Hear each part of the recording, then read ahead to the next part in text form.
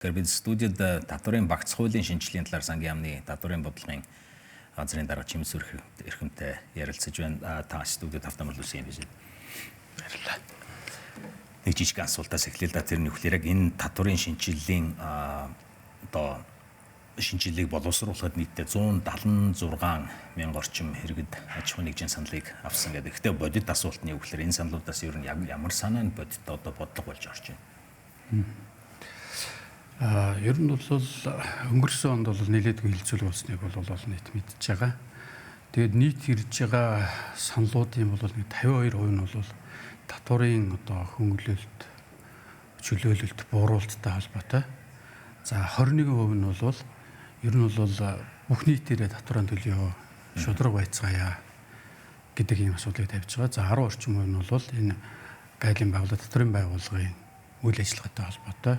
За үлдгэсэн хувь нь бол үндсэндээ хууль тогтоомжийн үйл ажиллагааг сайжруулахтай холбоотой ийм чиглэлээр ирсэн байна. Тэгэхээр эндээс нь бол бид нар бол багцлаад ерөнхийдөө хуулийнхаа төсөлд бол бодлого чиглэлийн гаргаад ер нь бол нэлээд өөрөө 50-аас дээш хувийн саналыг нь бол бид нар тусгасан гэж үзэж байгаа.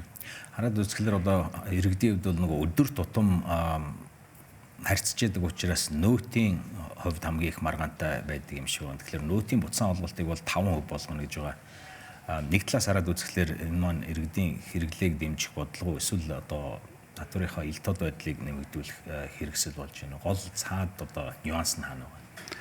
За энэ асуултанд хариулахын өмнө ер нь яг татварын багц хууль нь өөрөө ямар зорилго чиглэлрээс чиглэж чадлаа нэг товчхон мэдээлэл өгч гэж бодож байна. Тэгэхээр ер нь бол татварын ерөнхий хуулиар 30 төрлийн татвар төлбөр хураамж бол зохицуулагддаг.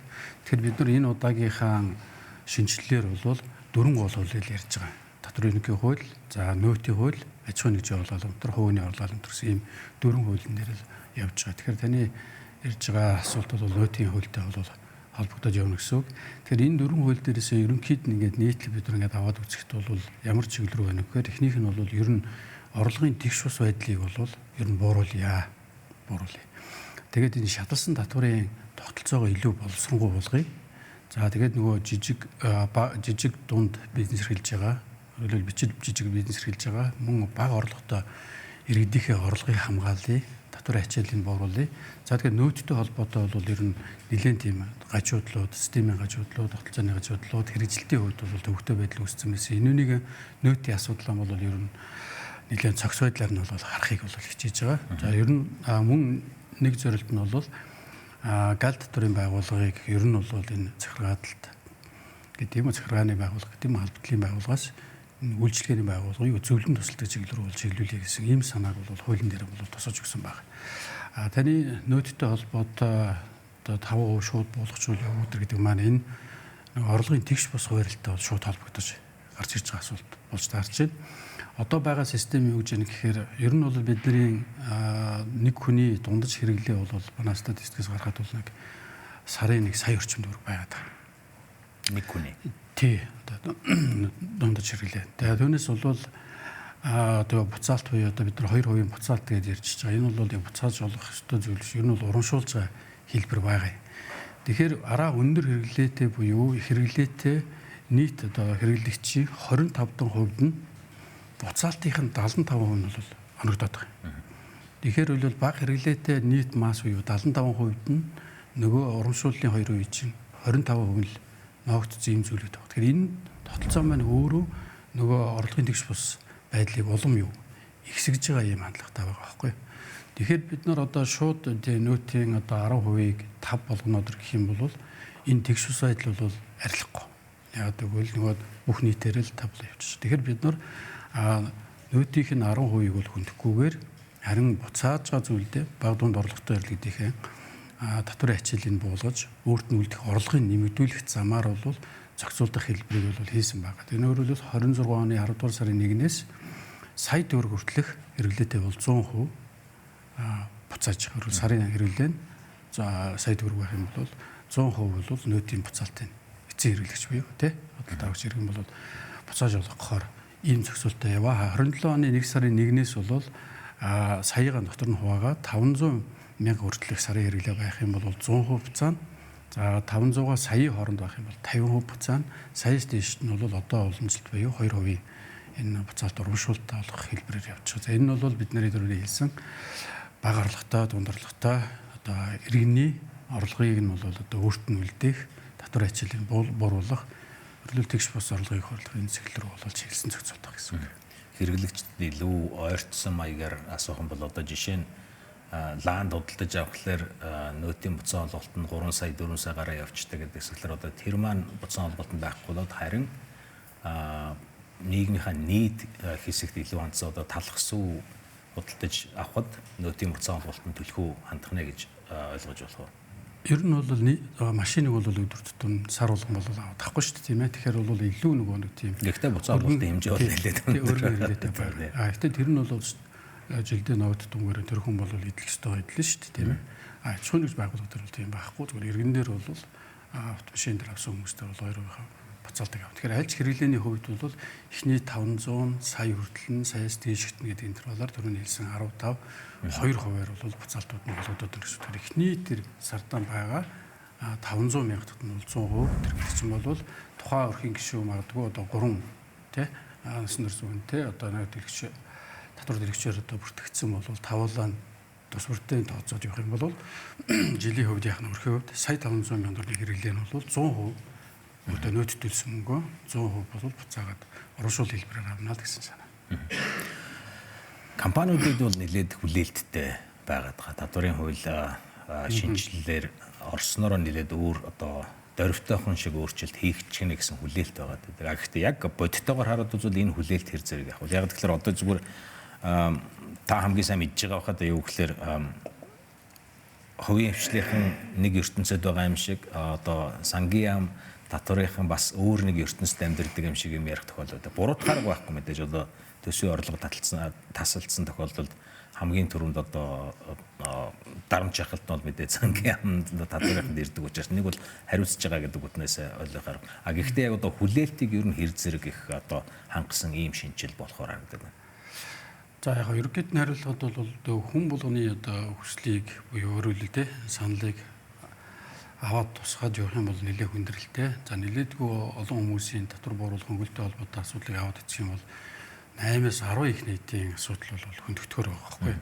Тэгэхээр энийг бид нар одоо байгаа төсвийнхээ 3/1-ийг төсвийн ачаалаар бууруулчаад тэгээд Монгол Улсын маань төр засгийн үйл ажиллагаа одоо ерөөл ард иргэдэд үзүүлж байгаа төрийн үйлчилгээ одоо хэрхэн өрөх вэ гэдэг асуудал хойно нь бол яригдана. Тийм учраас бид нар татварынхаа энэ шинжилгээ үйл ажиллагааг бол үе шаттай хийж гэсэн үг. Тэгэхээр 26 онд бид нар нөөтийн одоо энэ буцаа олголтын урамшууллыг тооцсноор үндсэндээ 1.6 их нийтийн ачааллыг бол одоо ерөөлөл иргэдээс бол багасгаж байна гэсэн үг. Төсвөөс энэ хэмжээний одоо юу багаснаа гэсэн орлого бол багаснаа гэсэн санаа байгаа. Ер нь бол нөөцтэй холбоотой нэлээд хэдэн зохицуултууд байгаа. Би нэмээд ингэж ярьчих болно шүү дээ. Тэгэхээр нөгөө ард иргэдийн нийтлэг бас ингээд гараад байгаа нэг проблем нь болохоор ингээд зах худалдааны төв юм уу, хуурийн бенз хэрглэж байгаа малчин өрх ч гэдэг юм. Энэ хүмүүсээс авах гэхээр ингээд нөөтийн баримт олгохгүй байна, олгон олгохгүй, эсвэл одоо 10% тий хэдүү болохгүй гэдэг ингээд дийл хийгээд ингээд урамшуул хэлбэрээр ашиглаад энэ хэмжээ асуудал гаргадаг. Тэгэхээр энэ асуудлыг бид нар энэ дотрийн хуулийн асуудлаар бол шийдвэрлэж байгаа. Яаж байгаа гэхээр тэдгэр хүмүүсээс зах худалдааны төв боломжтойс авах юм бол бэлэн босаар таад гүйлгээ хийж тэгээд тэр гүйлгээ хийсэн тэр баримтын чинь үндэслээд нөөтийн худалдаа авалтын хасалтыг чинь хийх эрхийг нь бол олгочихж байгаа. Тэгэхээр илүү дутуу одоо ингээд яриа үүсгээд одоо баримтаа өгөхгүй юу авахгүй гэдэг яриа гарахгүйгээр бэлэн босаар хийгдсэн л бол системээр тэр худалдаа авалтандаас нь 10% хосолтыг нь аж ахуйн нэгж байгууллагын дээр эсвэл нөөц төлөгч дээр иргэн аж ахуйн нэгж дээр бол хасалт хийх эрхийг нь бол олгочихж байгаа. Тэгэхээр нэг аж ахуйн нэгж байгууллага маань нөөц төлөгч биш эсвэл нөгөө нөөтөөс чөлөөлөгддөг хүмүүсээс худалдаа авалт хийхдээ зэрэг нөгөө хасалтаа хийж чаддаггүй учраас тийм ээ нэлээд тийм хүндрэл учирч байсан асуудлыг бол ийм хэлбэрээр бол шийдсэн байгаа. За хоёрт нь бол нөөцтэй холбоотой босоо бол 50 сая хэвээр юм байна. Энэ удаа бол хөндөөгүй. Харин хялбаршуулсан гойрон бүснийг зохицуулт орж ирсэн. Тэрний үг ихтэй зэрэг жилийнх нь борлуулалт нь 400 сая төгрөг хүртэл байх юм бол тэгээд 50 саяас дээш нөөц суудгын төлөгч байлаач гэсэн 400 сая хүрээгүй байх юм бол хялбаршуулсан гормоор тайлан гаргаж болно гэж байна. Тэр нь бол юу гэхээр нөгөө ий баримт буюу одоо бэлэн босоор хийгдсэн гүйлгээнийхээ 400 сая өрөөгөө байх юм бол тэрний 1% л нөөтийнхээ татварыг тайлангаа нөөтийнхээ татварыг төлчөө. Тэгээд энэ бол тэрнгээр нь бол нөөтийн тайланг нь бол тооцно гэсэн юм ялгаршуулсан горим орж ирж байгаа. Тэгэхээр энд бол нөгөө нэг жижиг бизнес эрхэлж байгаа, тэгээ хуурай бизнес эрхэлж байгаа хүмүүст бол энэ хэлбэршүүлсэн горим бол нэлээ тийм үр дүнгээ өгнө гэсэн. Тэгэхээр нөгөө хүн өөрийнхөө одоо нөөтийн тайлан гаргаад нийт борлуулалт хийхдээ бид нар нөөтөө авлаа, худалдан авалт хийхдээ нөөтөө төллөө, тэдийг хасагдуулгаж хэдийн тооцоо хийх юм лээ, сар болго нөөтийн тайлан гарах хүлээ гэдэг энэ проблем бол байхгүй болно гэсэн. Хэлбэршүүлсэн гормоор бол тайлангаа гаргаж байгаа хэрэг бол улиралт тутам тэр тайлангаа бид хэлбэршүүлснээр явдаг. Тэгээд улиралт тутам борлуулалтын орлоготой ногдох 1% тооцоогоо хийснээр бол хийгээ явчих ийм заалт байгаа. За дээр нь бол одоо нэмэгдсэн үртгийн албан татварын хуулийн нийтлийн гажуудсан зүйл бол олон ингээд салбарын чөлөөлтүүд байсан. Ингээд нэмэгдсээр байгаад одоо үндсэндээ бол зөвхөн одоо татварын хуулийн нөөтийн хуулийн дээр гэхэд 50 орчим тийм үү чөлөөлт байгаа. Тэгэхээр энэ чөлөөлтүүдийг одоо байхгүй болгож байгаа гэсэн үг үндсэндээ. Тэгээ зайлшгүй шаардлагатай одоо эрүүл мэнд боловсролын салбар тийм үү. Энэ үйлчлэгийн салбарууд дээр чөлөөлт нүгэсэд босод салбарыг хийгээд явчихж байгаа. Тэгэхээр энэ нь бол нөгөө үйлдвэрлэлийн үйлчлэгээр эрхэлж байгаа байгууллагуудын шат дамжлага дунд нь заримын чөлөөлжтэй зэрэг дараагийн нөгөө шат дамжлагаа үйлдвэрлэлээ явуулж байгаа дамжлагт нь болохоор нөгөө чөлөөлтөөс цацсан түвэн дараагийнхаа өртөгт нь нэмэгдээд ингээд эцэг хэрэглэгчдээс өртгийг бүрд ингээд нэмэгдүүлээд байдаг. Энэ гажуудалтай байдаг учраас энэ асуудлыг найлуулах шийдвэрлж бүх нийтээрээ л ер нь бол татвар төлөгч нөөц төлөгч болъё. Гэхдээ энэ дээр нөгөө баг дунд орлоготой нь бол хялбаршуулсан гормоор асуудлаа шийдчихье гэсэн энэ чиглэл рүү бол явж байгаа. За мөн хууль дагам мөрдлөлтийн төвшин гэдгийг одоо ингээд аж ахуйн нэгж байгууллага татвар төлөгчдөр бол татварын албанаас бол ингээд тогтоож явах хэрэгтэй болно. Тэгээ энэ нь бол ямар үзүүлэлтүүд байх вэ гэхээр одоо өөрөлд татвар бүртгэсэн бүртгэлийн асуудал, тайлаглалын асуудал, татварын ноогдол, төлөлтийн асуудал зөрчилтөө нь уялдуулаад тэр хүмүүсийн одоо маш сайн дунд муу гэдэг өөрөлд татвар төлөгчийг бол хууль тогтлоомж дагам мөрдлөлтийн төвшнийг нь тогтоочих юм. Энэ төвшин сайн байгаа. Тэр төвшин нь бол нөгөө юунууд нь гарч ирэх даваа талууд нь өөрөө татварыг өрөөнд төлөхдөө хугацаагаа хойшлуулж болно. Эсвэл одоо гайл дээр одоо бараагаа авахтаа нөөтөө төлөхгүй хойшлуулж болно 2 сар орчим тийм үү? Хойшлуулж болох. За ингээд энэ татварлагчийн зан төлөв нь өөрөө сайн байгаа бол хяналт шалгалтанд орохгүй байх гэх мэтчлэн ийм одоо боломжууд зөрчилдөд гарах гэсэн үг байна. Нэг асуулт асууя л да. Тэгэхээр компаниуд маань ер нь аж ахуйн нэгжүүд бол хүлээлгдэг шнэ. Татвар үнэхээр буурах юм уу? Эсвэл одоо бүтцийн нэг тийм өөрчлөлт хийсэн маягаар явах гэдэг нь үү гэдэг. За аж ахуйн нэгжийн орлогын албан татварт нэг хэд хэдэн заалт орсон байна. За нэгдүгürt бол босго шатлал дээр бол нэг өөрчлөлт орсон. Тэр нь юу гэхээр зэрэг хуучин бол 6 тэрбум төгрөгийн ашигтай байх юм бол 6 тэрбум хүртэлхт нь бол 10% аваад 6 тэрбумаас дээшт нь 25% авдаг гэсэн. Үүн дээр 15 гэсэн нэг шатлыг нэмж гэсэн. Өөрөөр хэлбэл 25% татвар төлж байгаа хүмүүсийн шатлал дээр нь 6-аас 10 тэрбумд нь бол 15%-аар төлөөд 10 тэрбумаас дээшгт нь 25% гэсэн ийм шатлыг өгж ачааллыг бол ингээ бууруулж байгаа. Тэгэхээр нийт за мөн жижиг дунд аж ахуйн нэгжийг борлуулалтын орлого 1.5 тэрбум хүртэл байх юм бол 1% одоо орлогын албан татвар шатлалтай байсныг босгыг нэмэгдүүлээд 2.5 тэрбумтай байх юм бол 1% хүртэл одоо 1% одоо орлогын албан татвар төлөх ийм шатлалуудыг бол нэмсэн байгаа. Дээр нь жижиг бичил бизнес эрхэлж байгаа аж ахуйн нэгжүүд бол мөн жилийн борлуулалтанд 400 сая байх юм бол хялбаршуулсан гормоор буюу 1%-аар татвараа төлөх, өөрөөр хэлбэл нийт орлогоос зардлаа гаргаад, ашгаа гаргаад тайлгнаад авахгүйгээр хялбаршуулсан гормоор буюу 1%-аар бол бас аж ахуйн нэгжийн орлогын албан татвараа төлж болох юм заалтууд бол орсон байгаа. За мөн одоо аж ахуйн нэгжээр гардаг сургалт хүний нөөцтэй холбоотой зардлууд, мөн бусад холбогдох зардлуудыг хасагдах зардлаар хүлээн зөвшөөрдөг байсан. Тэгвэл энэ удаагийн залт нь бол хасаж өгөхөр бол нэмж оруулсан залтууд бас эрг орсон. За нийт дүнгээр нь бол аж ахуйн нэгжийн орлогын саний хэлсэн шатлыг орсноор 250 тэрбум одоогийн 24 оны судалгаанд гаргаснаар бол ачаал бол буурахаар байгаа. Тэгэхээр очсон компани жижиг байх тусмаа татварын хөнгөлт илүү одоо тэд нарт эерэг мэддэгдэнэ гэдэг гэсэн үг байна шүү дээ. За их баярлалаа. Бид татварын багц шинжилгээний зорилго хэрэгжилтийн логикийн талаар сангийн яамны татварын болон газрын дарга чимсүр эрхэмтэй ярилцлаа. Энэ шинжил маань иргэдийн бодит орлого, бизнес идэвхжил болон эдийн засгийн өсөлтөд хэрхэн нөлөөлөхийг бас энэхүү одоо хууль батлагдсны дараа бас бодитоор харах боломжтой болох байхаа.